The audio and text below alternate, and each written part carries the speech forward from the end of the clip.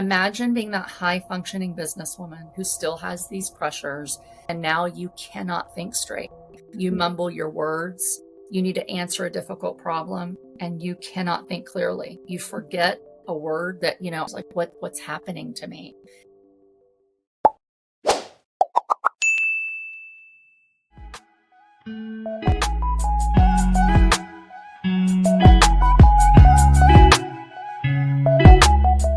Welcome to another episode of The Rooted Founder. I'm your host, Staci Gray, and here today I get to talk with the amazing Anna Kelley.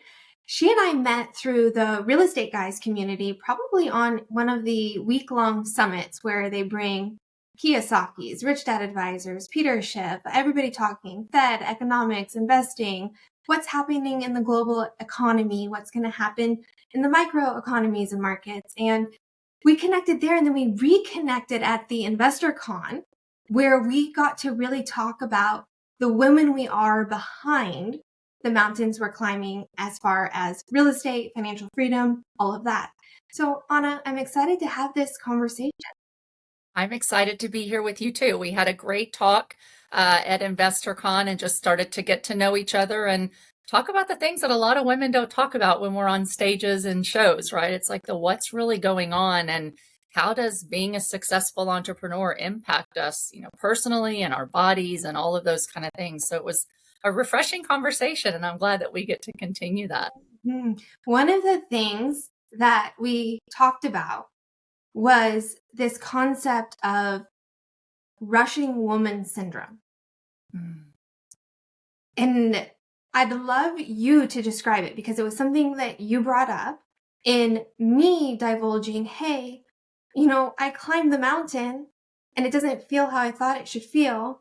And I've sacrificed a lot to get here. Mm-hmm.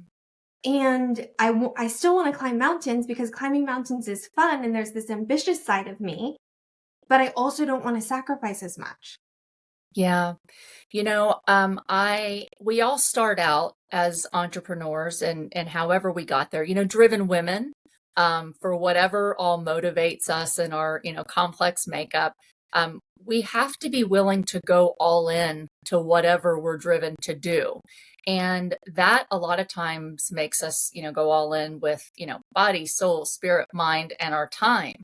And what I found for me, I'm a natural doer. I'm a natural driver. I'm like, I have a goal and I am 100% focused and that's what I'm going to do. And you don't even start out going, I'm going to work 60 hours a week or 70 hours a week or 80 hours a week like I did for far too often.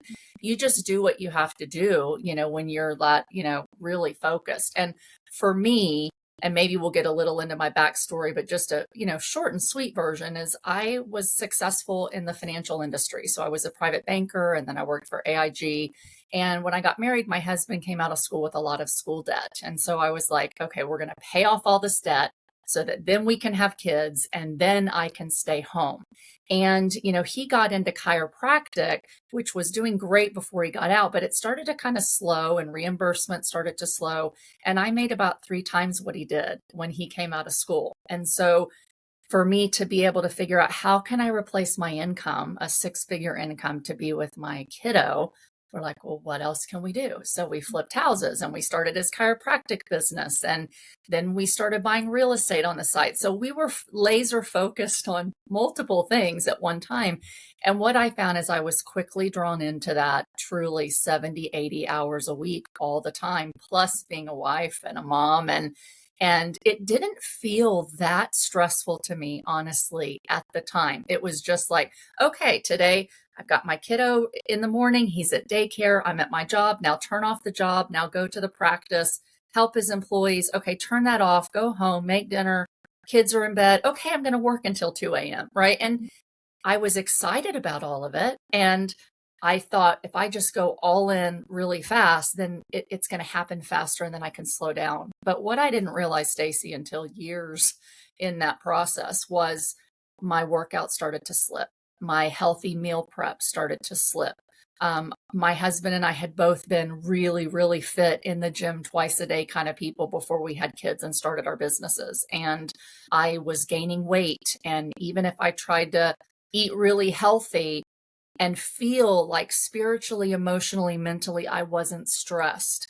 Mhm. I had an incident where I had to go to the doctor. I thought I was having a heart attack, and they did all these tests, and they're like, "You're stressed." I'm like, "No, I'm not. I'm really not." And then they're like, "Tell us what you do." And so I told them all the things, and they're like, "The body keeps score, and your body is stressed, and this is why you're having the heart palpitations, and you can't lose weight." But I didn't listen to that. I kind of didn't believe them, and honestly, fast forward to, many, many years later, 21 years later, my son is now 21.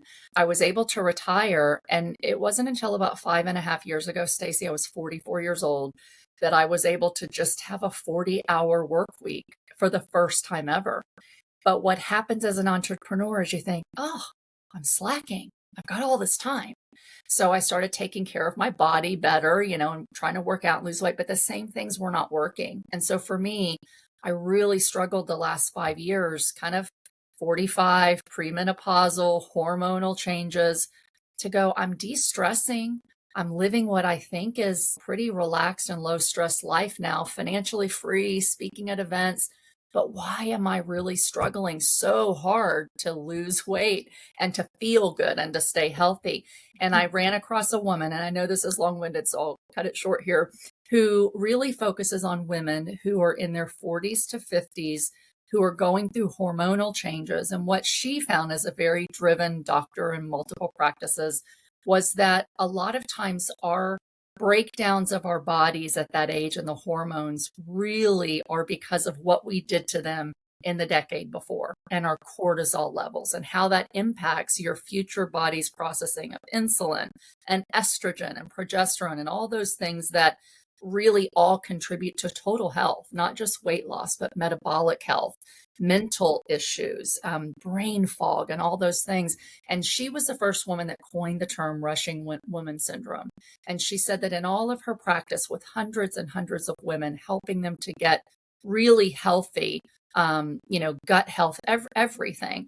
What she found was the women who were high functioning, driven entrepreneurs, driven, successful career women had the hardest time in their 40s to 50s with their hormonal changes. And it's because there's lots of studies now showing that that body keeps score, and that our DNA literally changes in how we process stress, and it affects us for our lives. And so it was a real wake up call for me that as a driven woman who's already achieved a lot of success in a world that still says you have to do more. If you can, you should. The world needs you. You got to step it up. You got to level up, take on the next thing, build bigger businesses. She said, there's not a magic number, but when you get close to that 50, what that's going to do to you as a person and as a woman in your body is going to be more destructive than it was when you did it in your 20s and 30s. And that you really have to finally really prioritize self-care and stop being that rushing woman, and start finding better ways that you can still do all that you want to do, but making self-care the priority instead of more business growth and doing just to do. Does that make sense? Yes. And I'm so grateful that you're sharing this, because I turn 39 next week, and I appreciate all of the women that have gone before me and paved the way, like Kim Kiyosaki, you, like all these women that have shown me that we can achieve great things, that we can climb mountains, we can be on stage, we can do these things. And then you're also sharing the lessons of how you did it was hard on your body, or it was hard on your dinner table. Mm-hmm. And so I'm curious, with all the wisdom you've gained and, speaking to somebody like me who has achieved a level of success and is realizing they still want to climb more mountains, because I don't think there's a part of us that is going to hang up our shoes and not do it anymore. Right. But I think one thing you said, and this has been true for me, is when I was working 80 hours a week, it did not feel like I was stressed. It didn't feel like I was stressed at all. I was enjoying it. I was having so many ideas. I was collaborating with so many people, and it didn't feel like work. It didn't feel taxing. And so to be able to to say no to things, to say no to that next deal, to say no to that opportunity feels like, why would I even do that? Mm-hmm. And what would be safeguards that I could put in place, like almost litmus tests for myself Mm-hmm. to say, hey, you are kind of on the track to your body freaking out on you. Yeah, it's really good. So I turned 50 in 2 months, and it's I can't believe it. I was like, I'm not going to be bothered by 40, but I'm going to be bothered by 50. And I'm like, oh my gosh, I'm here. And I still feel young, right? But your body keeps scoring. Your body starts to tell you, like, I can't handle the 2 a.m.s and waking up at 6:45 to get my kids to school anymore, right? I just can't handle it. I was, before I started really focusing on myself the last year and a half to heal and to get to really focus. One of the things that I learn is that as you do start to get older, and it didn't really hit me till probably 40 to 44, like that last 5 years. And part of it was, even though day to day I could deal with stressors, I always said, okay, this is stressful, but if I can just get to this next thing, then it'll be less stressful. And there were periods where I wasn't stressed. Now, there were periods where I was very stressed, especially, work's crazy and then the business is crazy. And then a tenant, starts a fire the night that my kid has a recital, and those things are very stressful. But a lot of how you handle stress is your mindset. And so I would pray, I would take some deep breaths, and I would say, okay, I'm gonna just take it one day at a time. And so I didn't ever let myself like wallow into the depressions of stress, right? It was like, what's the problem? What's the solution? Let's keep going. But what happened unintentionally, it's not like, Staci, I said, all the things that I did before I got married that were so important to me, taking care of my body, having time, in God's word, working out, eating well, meal prep. It's not like I said, those things aren't important anymore. It's just that when you take on too much, you don't have the time to think about yourself. And what we tend to do as women is we put ourselves last, even if our intention is not to do so, because you only have so many hours in a day. So you're serving your clients, you're serving your employees, you're serving your children, you're serving your tenants. And you're like, well, I meant to work out today, but that didn't happen. I didn't get to meal prep because my tenant had an emergency. So I'm going to drive through Wendy's and get a salad and hope that it's okay, right? But that salad becomes processed. And some nights it's like, forget it. I want fries. I'm going to eat fries too. And you just very slowly start to chip away at yourself being a priority, because you feel the pressure of, if I don't fix this now, it's going to fall apart or it's going to get bigger. And what I wish I had done differently, if I could speak to someone, younger like you and younger, is that I would have time blocked earlier my calendar. As a project manager during the day, so I was very structured. And then at night I was like, well, I got to be here, but I didn't really time block. And I would have said, no matter what, I will get at least 7 hours of sleep, like 6 nights a week. Maybe you have one that's crazy, but I would have made myself get 7 hours of sleep, not fueled on coffee and got 5 or 6 many nights. I would have made myself pay for meal prep if I didn't have the time to do it. I would have made myself take 30 minutes out of the day every single day, at least 5 days a week, to just go for a walk. But I'm kind of that all or nothing person. So I'm kind of like, if I'm all in on my health, I'm working out, I have my trainer, I'm meal prepping, I'm doing everything, that can take 2 to 3 hours a day. And I never gave myself that space to say, or even thought that if I do this for 5 more years, it's going to be much harder 5 years from now to get back to a healthy place. I didn't recognize that stress impacts your DNA and that it really causes long-term health issues that are very hard to undo.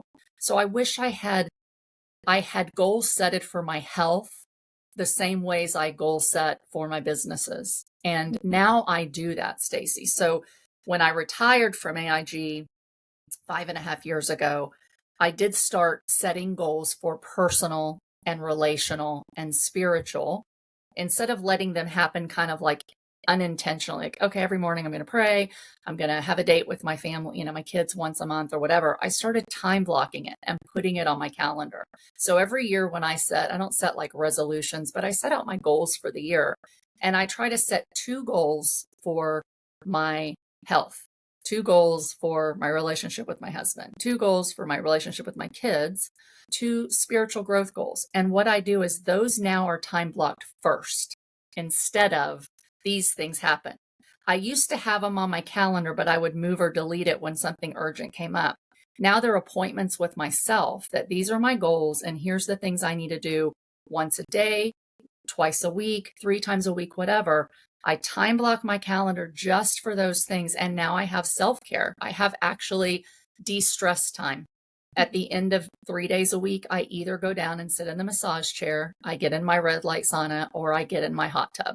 And it is a calendar date with myself. And I had to make that immovable and say, my time and priority of myself is not subject to moving, no matter what I'm asked to do.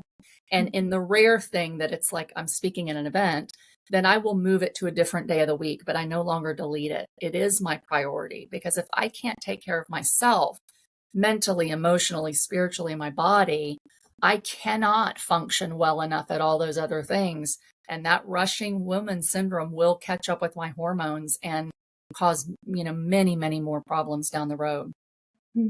I love this. At OTS, we have a saying, if it's not on the calendar, it doesn't exist. Yes.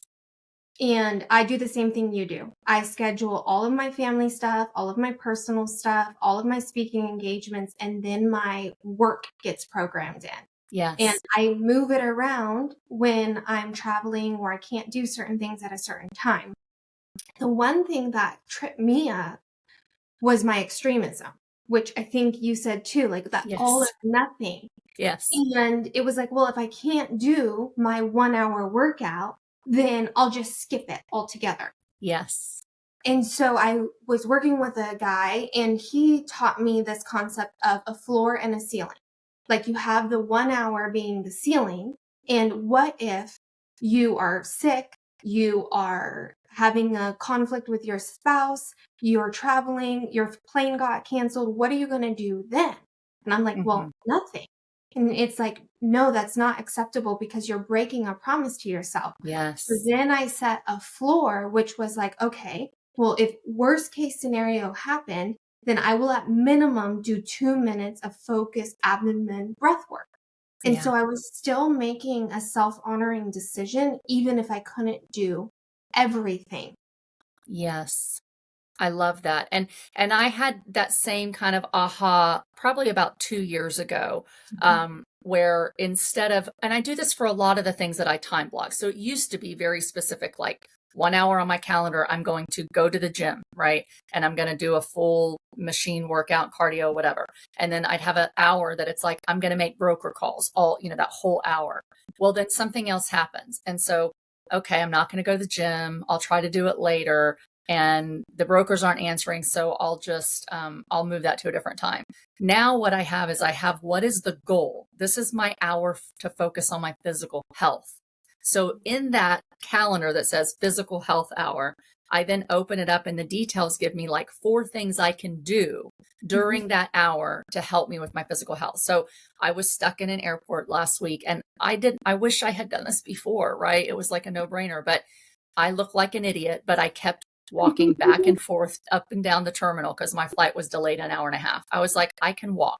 So I took my bags and I walk and I turn around and I walk and people were looking at me and I'm like, I'm getting my steps in. And it wasn't cardio, I had my bags. It wasn't deep working out. The old me would have said, well, I'm going to do business stuff during this hour. And because I can make these phone calls, I can send these emails. And then when I get home, I'll just work out tomorrow. And this time I'm like, no, I haven't done my hour yet.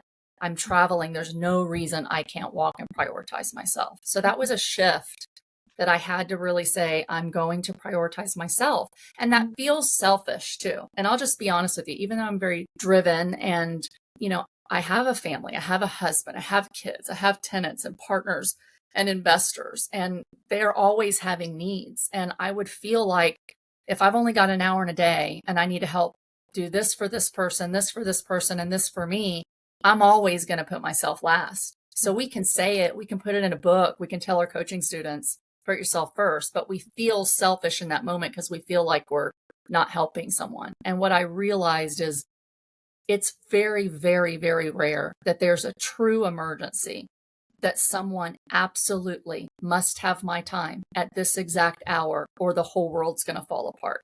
And I have to be able to say, I'm going to trust God and my faith that if I prioritize myself right now and I'm stressed and I need to breathe and I need to get in the hot tub and I need to relax, I'm going to be better able to handle that thing for that other person. And it's going to not matter if I wait an hour before I get back to them. And that was a shift that seems so simple, but it doesn't come natural up to us, especially nurturing women. Mm-hmm. I have had that same exact shift, and I was on a phone call with my high performance coach, and she asked me, how did I make the shift? And I thought about it and I thought about it and I thought about it. And I was like, I don't know. I feel like it was just like a gift of grace. And then I really thought about it longer and I said, I surrendered my need to perform or rescue. That's good. And that was like a big aha for me, because to your point, if I waited 1 hour to return that email or to return that text or return that phone call, the world was not going to end. Right. And Right. in a lot of ways, the people that were asking for my help, sometimes they would solve it before I even got to them. Right. And then it was empowering them to be heroes in their own stories, grow their confidence, all of that. And then me, there's a quote in my office that says, if you want to be responsible, keep your promises to others. If you want to be successful, keep your promises to yourself. Yeah. And I had realized that I had broken so many promises in my need to perform, in my need to quote unquote rescue or people please. And it was breaking down my confidence, my self-esteem, my self-trust, which in turn didn't allow me to show up, to your point, in the capacity that would be my highest version for the task at hand. Yeah. For sure. It's so important. And I think we, especially when you start building businesses and you're the one that everybody looks to, right? You're the CEO, you're the speaker, you're the landowner, you're the partner, and something's going wrong. Most people have too high expectations that if they don't get the person at the top, then you're somehow not serving them well. And we're like in this society that needs, and they might have a meltdown that I didn't call them back in 5 minutes, not knowing I'm dealing with literally a fire and the fire department. And so I think we have to also, set our expectations, set our clients' expectations reasonably. I heard somebody say, you get what you allow, right? And so if we allow people to interrupt us 24/7, call and yell and scream until they get to us, then that's what they're conditioned to do. And so part of it, just like we set up our businesses and we set up our time boundaries, we need to set up the expectations for the people in our lives that if something's urgent, and for example, I only check email 2 times a day, sometimes 3 times a day now. I don't check my email 24/7. I don't check my text messages. I'll have somebody say, well, I know you saw my text and you haven't responded to my text. And I'm like, I haven't seen it. And then I'm like, no, I don't look at my phone for 4 hours a day because I'm busy with other things going on. And I'm not going to be a slave to my email or a slave to my phone. And so you have to I've gotten to where I'm much better about setting expectations up front that, hey, if someone says, hey, I need to call you tomorrow. I'm like, okay, I've got several meetings tomorrow. I'm available only at these 2 times. And if they say, well, I can't meet with you, I'm like, I'm sorry, that's my only availability tomorrow. If it's urgent, you'll have to make it work in those times instead of that's my workout time. They really need me. I'm going to not work out because I did that for so long. So I'm really learning. And especially when you hit that mid 40, I mean, it's different for every woman. But the last couple of years, when your cortisol levels are heightened all the time, and we know we need to not have high cortisol, we need to de-stress, we need to breathe and pray and all that kind of stuff. What happens is when your cortisol starts, it's been high for so long, what they're finding is that as women start to enter menopause, our cortisol usually starts to tank. So we have cortisol naturally wake us up in the morning. So we can go to bed exhausted, but our cortisol when we're younger kicks in and that allows us to get moving in the day. Well, as you start to get older, especially women who, Dr. Pelz calls rushing women earlier on, what happens is you start to have almost like a cortisol crisis, just like an adrenal crisis, where suddenly you have had heightened cortisol for so long that you become almost cortisol resistant. So just like if we eat too much sugar or we eat snacks all the time, it causes our insulin to spike over and over and over. And then our insulin needs to produce more and more to get the same result to bring our blood sugar down so we can lose weight. Well, I had that part. I'm like, I'm eating keto, I'm eating low carb, I'm intermittent fasting. Why am I not losing weight? And so I did a bunch of hormonal tests, right? And they're like, Anna, are you exhausted in the mornings? And I'm like, you have no idea. I need 2 full cups of coffee before my brain literally powers on and I feel like I have enough energy to get out of my chair. And I've never had that. And I'm like, I'm sleeping 7 to 8 hours a night. I'm getting in my hot tub. I'm doing my self-care. I'm doing all those things, but why am I still so exhausted in the morning? And what they found was that my cortisol is almost completely flat. It's not producing in the morning. And I'm like, why? Well, were you a rushing woman? Did you have high stress and function at a high level for many, many years? I said, absolutely. So she started having me take amino acids in the morning with my coffee or before my coffee. And that made a huge difference. But it was the first time I realized what we can have like cortisol fatigue and we can get to a place where our body, if you don't have that to wake you up, Staci, imagine being that high functioning businesswoman who still has these pressures. And now you cannot think straight. You mumble your words. You need to answer a difficult problem and you cannot think clearly. You forget a word that, I started to think, am I developing Alzheimer's? Like what's happening to me? And trying to keep all these same things. And I realized like, okay, we have to holistically take care of ourselves. It's more than just diet. And that, I just thought it's mostly diet, calories in, calories out, working out, right?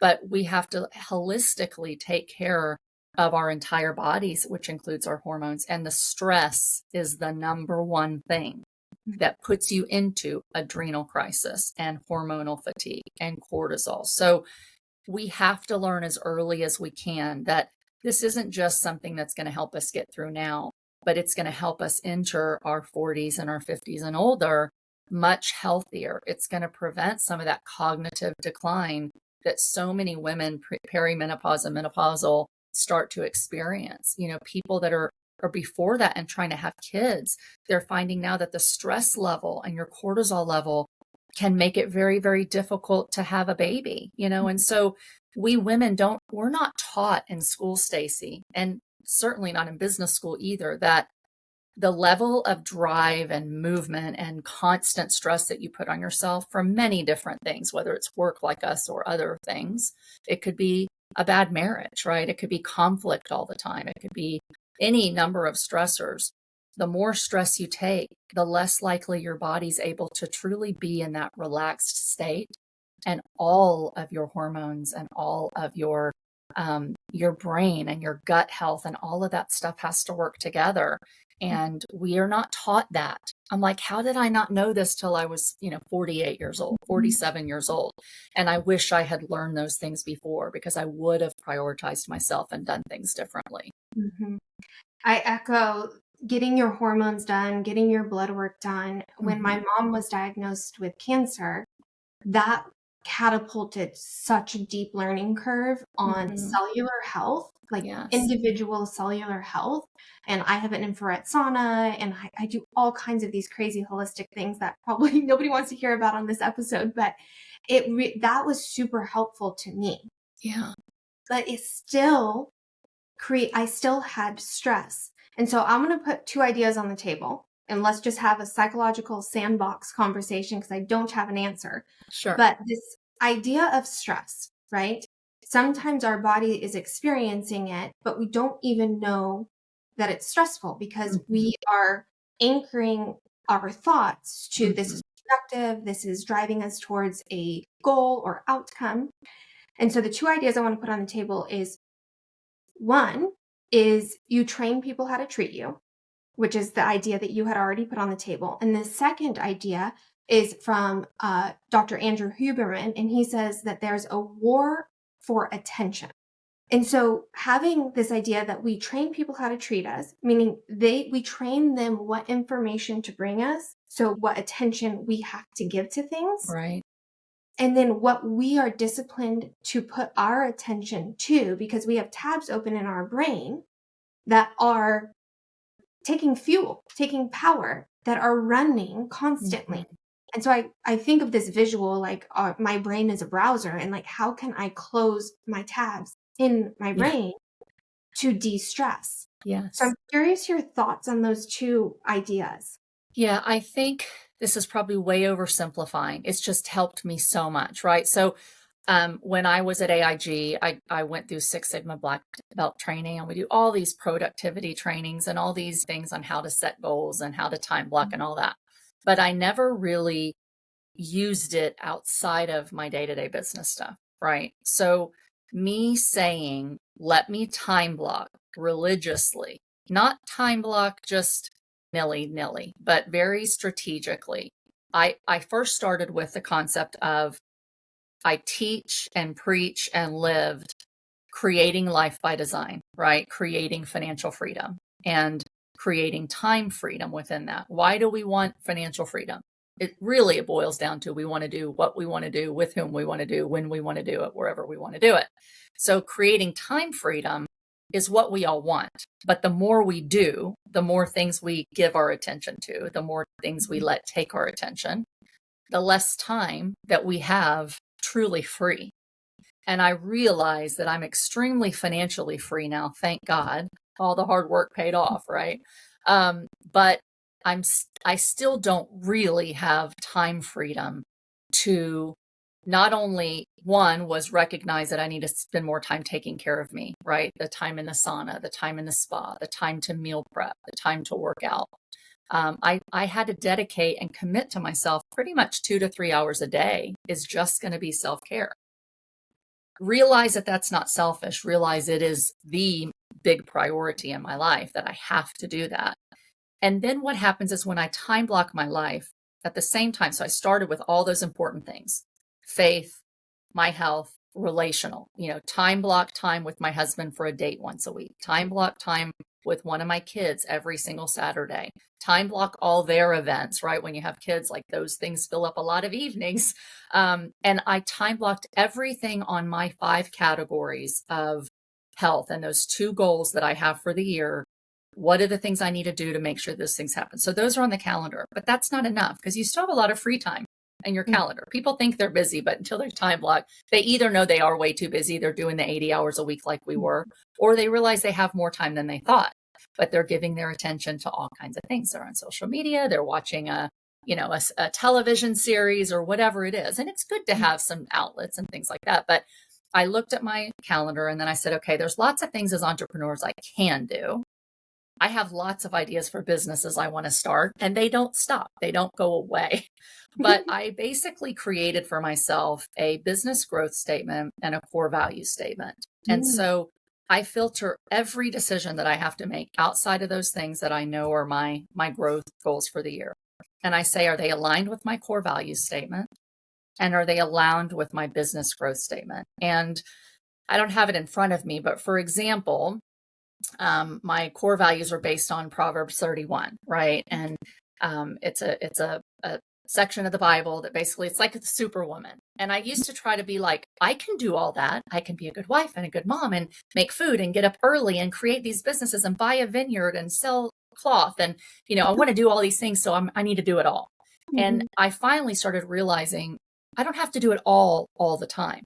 There's seasons in my life where I might have a great idea, but I have to ask myself, if I start this business, if I take more clients, if I do whatever it is that's drawing for my attention, invest in this syndication, go into this partnership, develop this apartment complex, I have to say, is it a lot? Is it going to steal my time that I need, that I've dedicated to those other things that are important to me? Even if it's just for 2 or 3 months, because you think it's 2 or 3 months and it turns into 2 or 3 years that this baby takes you to get to the place where it doesn't need all your time.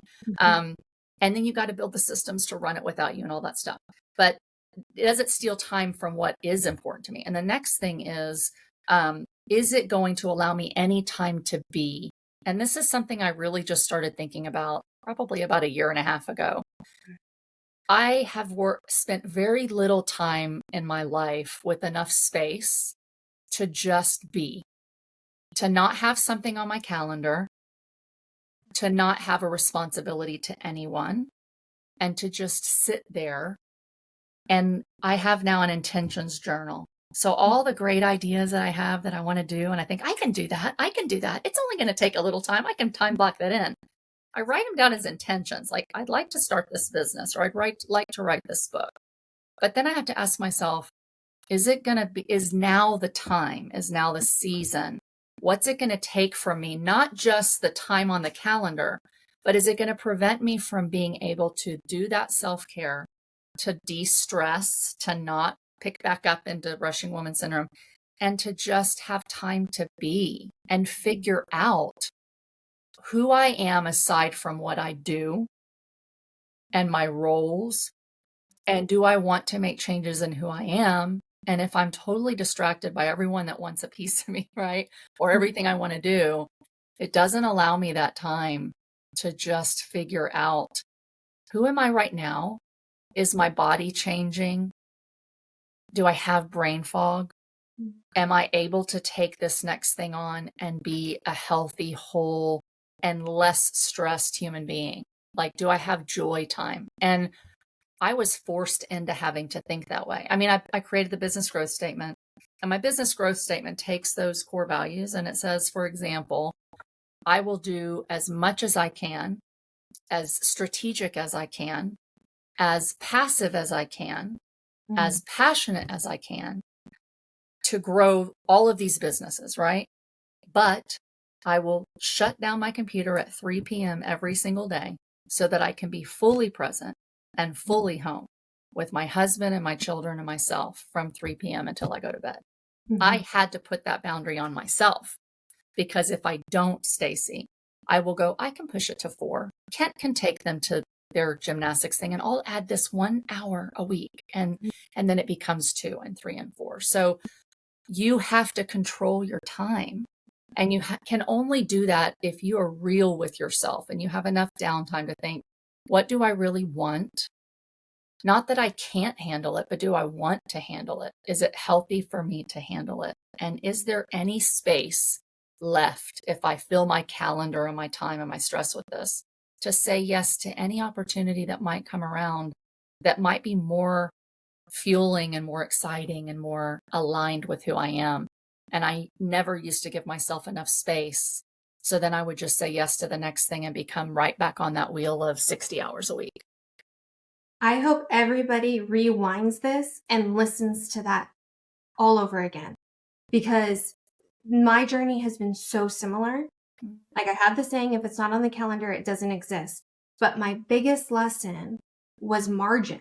Like, I needed space in my calendar to be able to be in my own body, to think my own thoughts, to be detached from screen and demands and everything. And then I realized there's a lot of things I was giving my time and attention to that I was doing out of duty or obligation, but wasn't really truly in alignment for me. Yeah.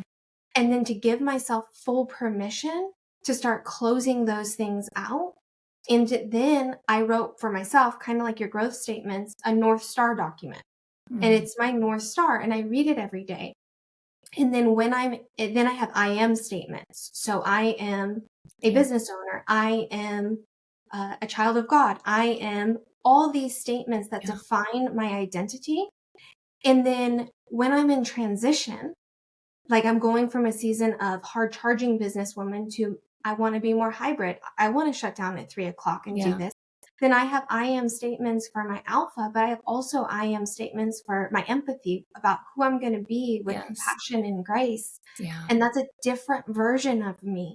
And a lot of times I felt like my identity was one thing, and my core identity is one thing, but how I show up evolves and is fluid based on if I'm with my nieces and nephews or I'm with my significant other. Right.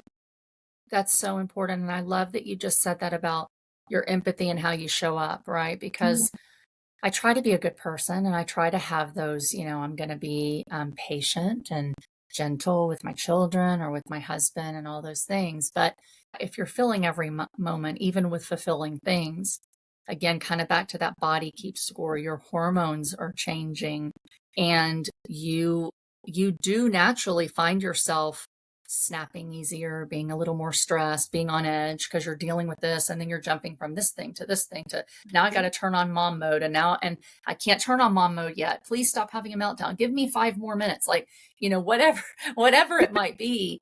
But the more we take on and fill our time with things that are responsibilities, no matter how much we love them, they do impact our ability to be at such peace and have such joy and such calmness in everything we do. And if we are not careful, even the amount of things we do and how much time we do them doesn't allow our nervous system to be inwardly calm.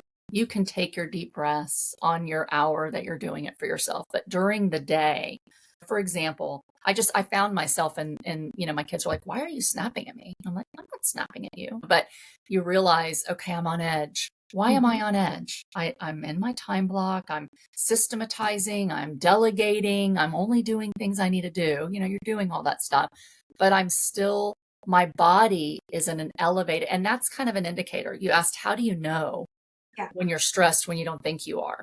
When you start showing up places and reacting to things in a way that isn't the best version of you, and people notice and they think you're stressed, that could be a sign that you've got too much.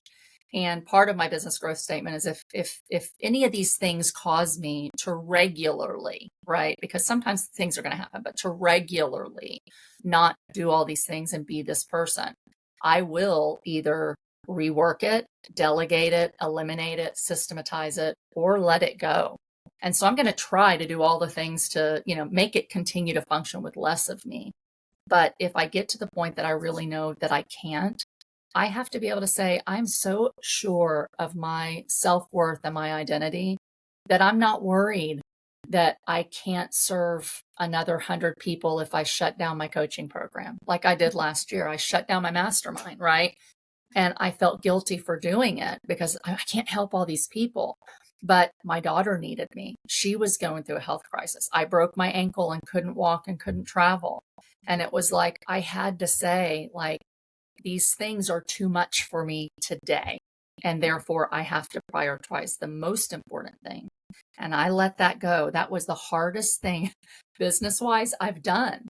Now, I still coach one-on-one and I love coaching women, but I don't launch a big coaching program because that was never my big money maker. It was my give back. It fuels me. I love helping people. And I said, you know what?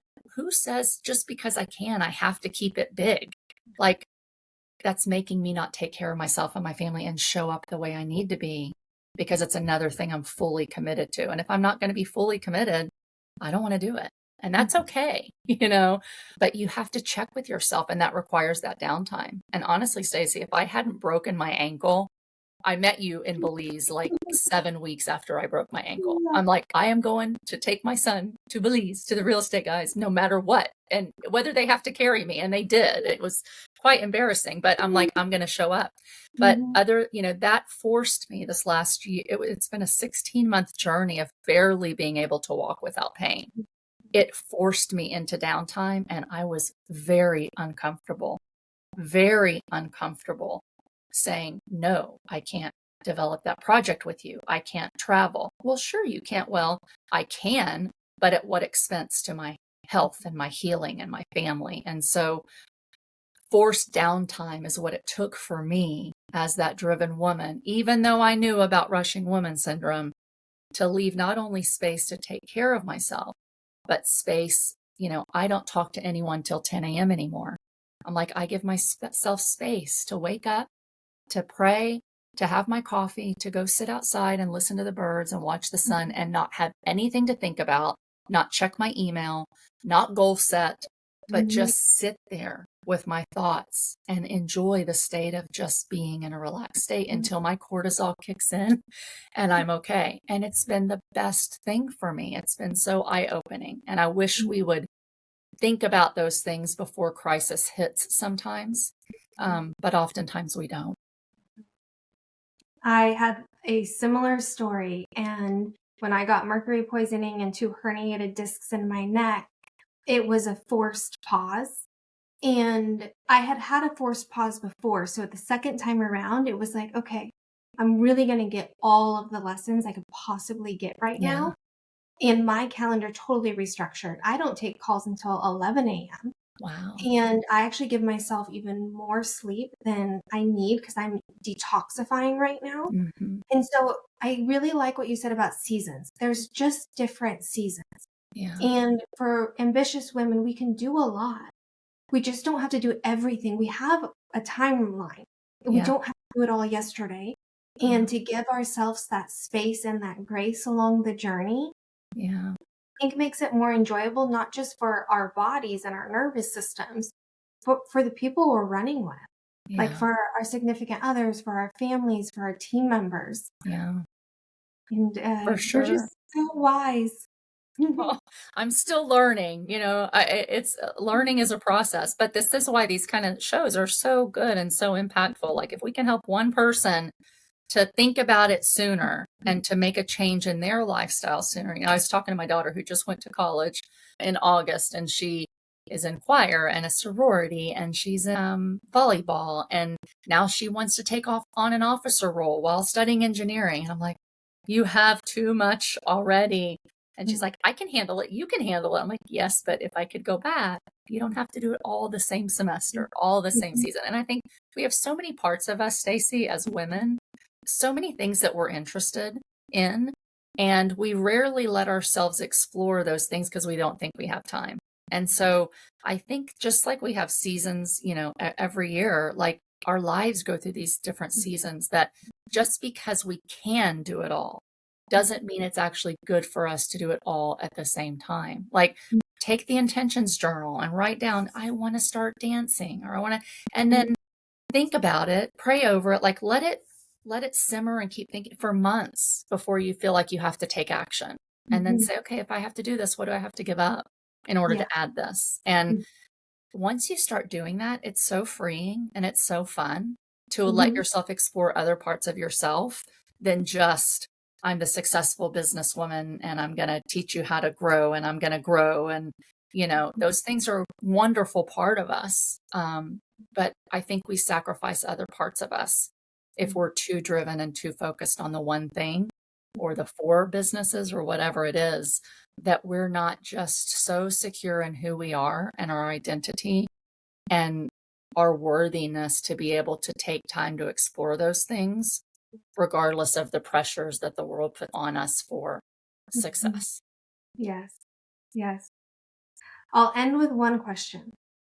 You've had so much success up until now, and you're going to have so much more in different ways. So you have a right to change your mind. But if you were to say one thing right now, what would you want to be most known for? Honestly, encouraging people to live their lives with purpose. Mm. My real estate company is called Greater Purpose Capital. And I know that wealth is not what brings you happiness and purpose, even though I'm very focused on wealth building, because wealth building is a tool. It's a necessity that can make life easier as a tool to give us options. It can also enslave a lot of people. And I think if we're just focusing on financial freedom and success, we can become a slave to the pursuit of Mhm. that financial freedom and that success. And so it's really important to me, and why I named that my company, for me to be always thinking about what's my greater purpose? Why am I here on earth? I wrote my obituary. Someone challenged me to do this a few years ago and to say, if I only had a month to live, what would I want to be known for? What would I do? And for me, it's to love God, it's to love others, and it's to help people find their purpose and their passion.